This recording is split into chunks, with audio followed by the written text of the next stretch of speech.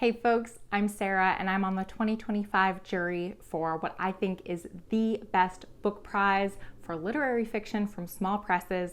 It's called the Republic of Consciousness Prize, United States and Canada, and it is dedicated to literary fiction from small presses in North America.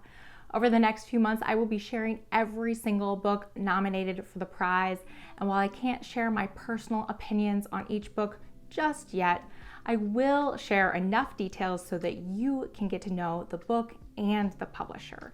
Every book gets its very own video, and you are not going to want to miss a single one.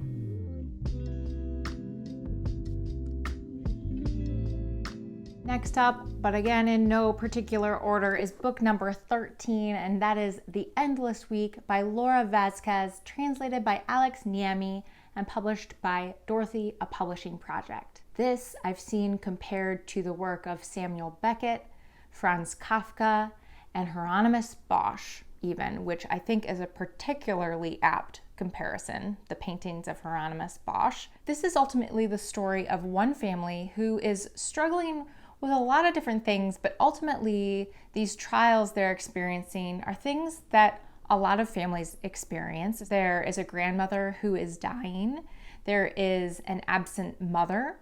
There's a father with a very traumatic past who deals with his trauma by cleaning relentlessly. And the kids in this family are addicted to their phones and addicted to the validation they get from sharing their lives online and interacting with strangers online. But if this family experiences trials that are difficult but not uncommon trials, they experience them in ways that you have never seen before. Every scene in here eventually descends into something absurd, nightmarish, obscene, fantastical, grotesque. But every absurd, nightmarish, grotesque scene that's depicted in here is done so in a language that is, I would say, delightful, which is odd to say about kind of intense situations that are happening, but the language is delightful, and it's also crystal clear. I was never confused like I often am in more surreal, kind of absurd writing. Laura Vazquez is a leading figure in contemporary French literature. She is the winner of the 2023 Prix Goncourt for poetry, and The Endless Week is actually her debut novel, and she lives in Marseille, France. And Dorothy, the publisher, is Dorothy, a publishing project, is a press dedicated to works of fiction or near fiction or writing about fiction, mostly by women. Each fall they publish exactly 2 books, although I think last year it was 3. Or maybe they were republishing one last year and that was why it was 3.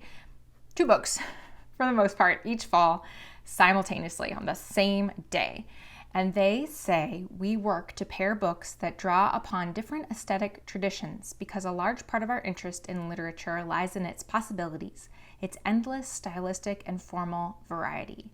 It's one of the publishers that I get most excited about each year, and I think they've done this brilliant thing by releasing 2 books at the same time every year because it builds excitement. I think people really get excited about what Dorothy is going to publish this year. I will show you some of my books that my small but growing Dorothy collection. My personal favorite book so far from Dorothy, a publishing project, is The Long Form by Kate Briggs.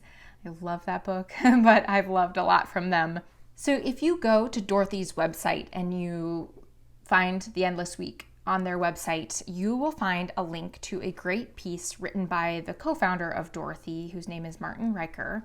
And in that piece, Riker points out that the joy of this novel is largely found, as I kind of hinted above, is largely found in these many single sentences that just stop you in your tracks. He gives one example that's from the very beginning of the book that I'm going to read to you. A head doesn't just fall off. It can't fall off. It's connected to a thin string that goes all the way down to a person's feet. And if the head falls off, so does everything else. You should avoid breaking your head, but you can break your limbs. When you break a limb, you remember the limb is there. When a tooth gets infected, it vibrates inside, almost as if it's speaking. When you pinch your hand, it suddenly appears. If a person puts an eye out, it becomes the main thing about them. Yeah, I remember stopping. It's not even the end of the paragraph, but I remember stopping at that sentence and thinking, yeah, if someone loses an eye, that definitely becomes pretty defining, I would guess, I would wager.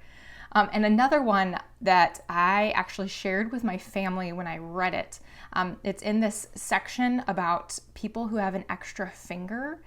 And the narrator is talking about, like, if you have an extra finger, and then is talking about how every finger has a name. You have your thumb, pointer, middle, ring, pinky finger, and then says, each finger has a name. What do you call an extra finger?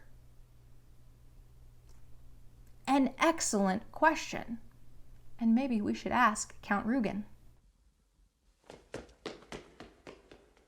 And that's just one of many incredible books nominated by one of many incredible publishers. The long list of 10 books is usually announced in mid-January-ish, but I guarantee you there are going to be more than 10 amazing books from these nominees. So if you love offbeat, under-the-radar literary fiction, you are going to want to follow along. Click above or below for the next nominated book. If I've filmed it, it'll be available there. If not, stay tuned for just a little while longer. And in the meantime, you can click the playlist below that will contain all of the nominated books that I've shared so far. Again, my name is Sarah. Thank you so much for joining me here. I'll talk to you next time. Bye.